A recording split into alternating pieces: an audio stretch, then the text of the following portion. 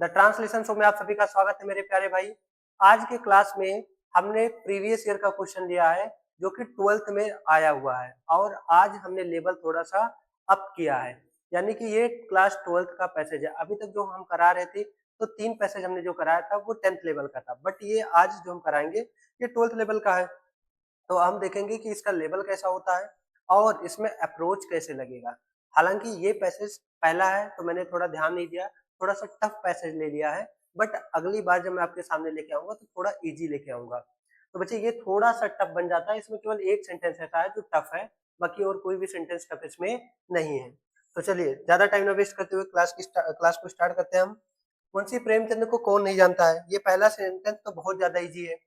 क्या मेरे भाई ध्यान देना, मुंशी प्रेमचंद को कौन नहीं जानता है, तो ये टेंस जो है वो प्रेजेंट इंडेफिनिट टेंस में है क्योंकि यहाँ पे जानता है लिखा हुआ है। तो इसका इंग्लिश हो जाएगा who does not know. Present indefinite का निगेटिव क्या होता है बच्चे, does not. Who does not know, किसको नहीं जानता, मुंशी प्रेमचंद को। मुंशी प्रेमचंद,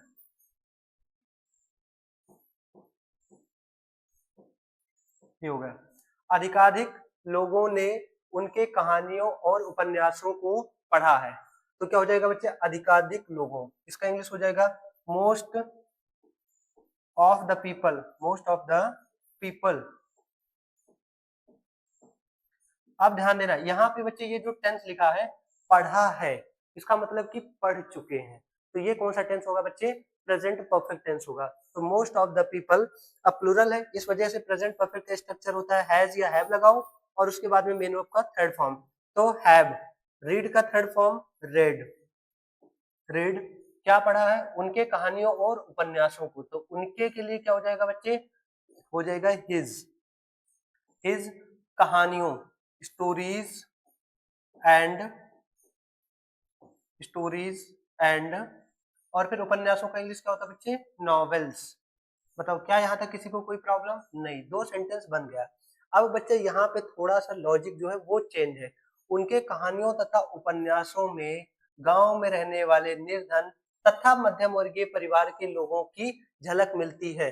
तो बच्चे सबसे पहले हम इसको लिखेंगे, सब्जेक्ट इसको बना देंगे उनके उपन्यासों तथा कहानियों में। तो इसका इंग्लिश हो जाएगा his, his stories and novels. अब बच्चे मिलती हैं, तो प्रेजेंट इंडेफिनिट टेंस है, मिलती हैं मतलब उनकी कहानियां तथा उपन्यास जो है वो हमको ऐसा कुछ देते हैं, हम ये मान सकते हैं। अब मिलती है का इंग्लिश हमको सोचने में प्रॉब्लम हो रही है भाई, मुझे भी हो रही है, तो मैं क्या करूंगा, मैं ऐसा कोई अप्रोच लगाऊंगा। मैंने आपको फर्स्ट डे ही बताया था कि अगर प्रेजेंट इंडेफिनिट टेंस में या कोई से भी टेंस में अगर हमको दिक्कत आ रही कोई वर्ब फाइंड करने में, तो उससे मिलता जुलता हम कोई वर्ब ढूंढ लेंगे। तो क्या हो जाएगा बच्चे, उनकी कहानियां तथा उपन्यास।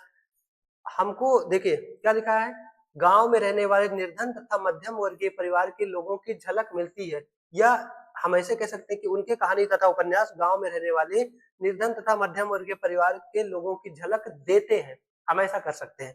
तो लिखेंगे बच्चे हिज स्टोरीज एंड नॉवेल्स।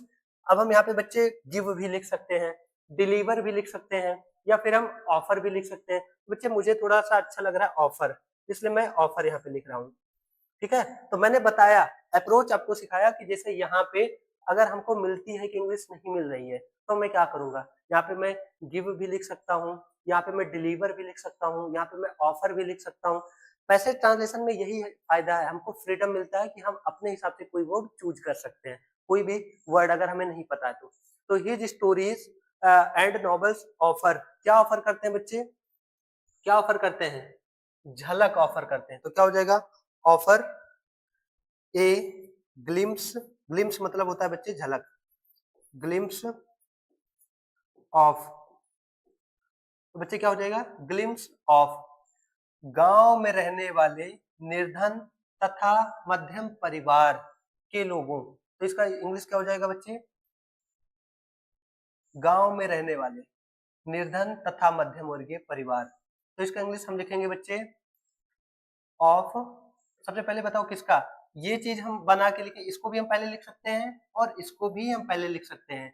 जिसको हम लिखे, जिसका अप्रोच हमको ज्यादा सही लगे उसको हम पहले रखेंगे। तो हम लिख दें, मान लो तथा मध्यम वर्गीय परिवार, तो बच्चे हम क्या लिख देंगे, ऑफ मिडिल क्लास, बच्चे मैं अप्रोच सिखा रहा हूँ, अभी मैं इसको बना नहीं रहा, ऑफ मिडिल क्लास फैमिली, भाई मध्यम वर्गीय का क्या होगा, यही होगा मिडिल क्लास फैमिली, तथा के लिए हमने लिख दिया एंड, आगे पीछे लिख दिया, इससे कोई दिक्कत नहीं है, गांव में रहने वाले निर्धन, तो क्या हो जाएगा बच्चे, एंड द पुअर। अब गांव में रहने वाले, तो बच्चे ये एक कैसी कंडीशन है, ये है एक पार्टिसिपल यानी प्रेजेंट पार्टिसिपल है, तो इसको हम लिखेंगे and the poor living in the village, in the village.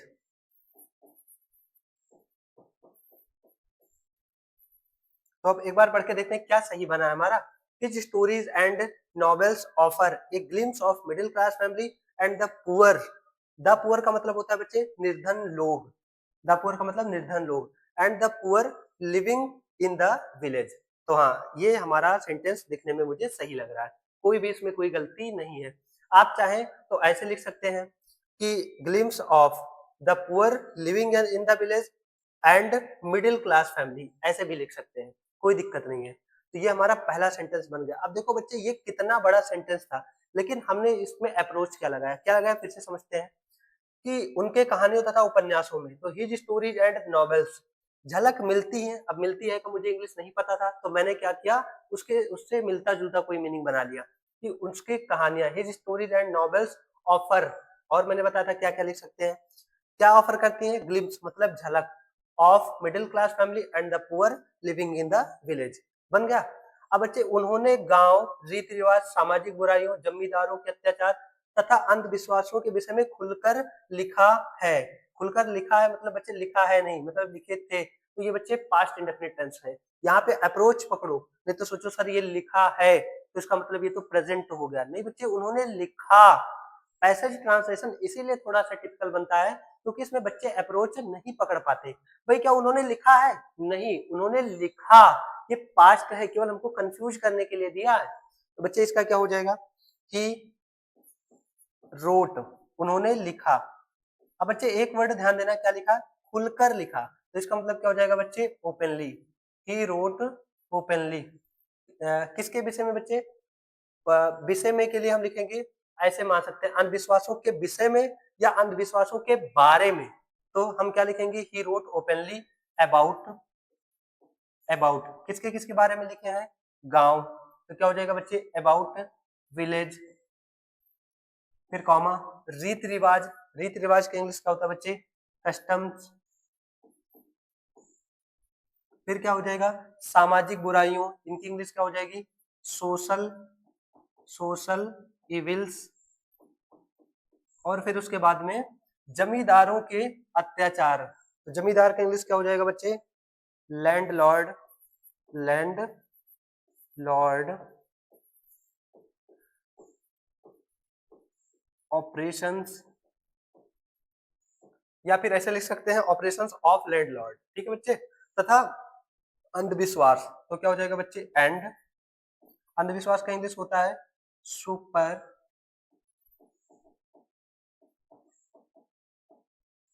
Superstitions, ठीक है बच्चे। फिर उन्होंने यह सिद्ध किया, फिर क्या बच्चे, उन्होंने यह सिद्ध किया कि साहित्य समाज का दर्पण होता है, तो हो जाएगा ही प्रूव्ड, क्योंकि बच्चे उन्होंने यह सिद्ध किया, तो ये कैसा टेंस है बच्चे, पास्ट इंडेफिनिट, तो पास्ट इंडेफिनिट में सेकंड फॉर्म लगेगा, he proved that, he proved that साहित्य समाज का दर्पण होता है, तो साहित्य का इंग्लिश क्या होता है बच्चे, लिटरेचर, लिटरेचर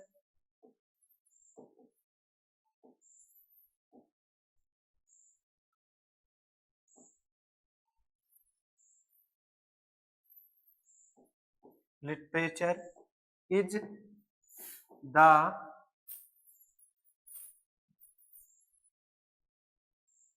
इसको हम ऐसे कर रहे हैं, थोड़ा एडजस्ट कर लेना, आप समझ लेना क्या लिखा ऊपर, literature is the mirror of mirror of, फिर क्या है, क्या साहित्य समाज का दर्पण होता है। तो that literature is the mirror, mirror मतलब बच्चे दर्पण, किसका दर्पण होता है, सोसाइटी का यानी समाज का, तो मिरर ऑफ सोसाइटी। तो ये रहा आपका क्लास 12th का इम्पोर्टेंट पैसेज। हालांकि बच्चे ये आ चुका है, और मैं पैसेज ट्रांसलेशन की एक स्पेशल बात बता दूं कि जो एक बार आ जाता है वो रिपीट जल्दी नहीं होता, लेकिन उससे मिलता जुलता अप्रोच एग्जाम में आता है। ठीक है मेरे भाई, तो उम्मीद करता हूँ कि आपको ये पैसेज समझ में आया होगा। भाई क्लास 12th का पैसेज है, तो ये थोड़ा सा टिपिकल रहेगा जरूर, इसमें हमें अपना अप्रोच लगाना पड़ेगा। जैसे यहाँ पे मैंने अप्रोच क्या लगाया कि लिखा है, तो मुझे पता था कि ये लिखा है नहीं, ये एक्चुअल में लिखा केवल है, इट मीन्स ये पास्ट इंडेफिनिट है। नहीं तो इसे देखा जाए तो प्रेजेंट लग रहा था, प्रेजेंट परफेक्ट लग रहा था। लेकिन बच्चे ये क्या है, मैंने आपको बताया अप्रोच आपको इसमें पकड़ना जरूरी है। फिर यहाँ एक वर्ड मैंने बनाया था कि झलक मिलती है, इसकी इंग्लिश मुझे नहीं पता थी, मुझे भी नहीं पता थी, तो मैंने क्या किया, बना लिया।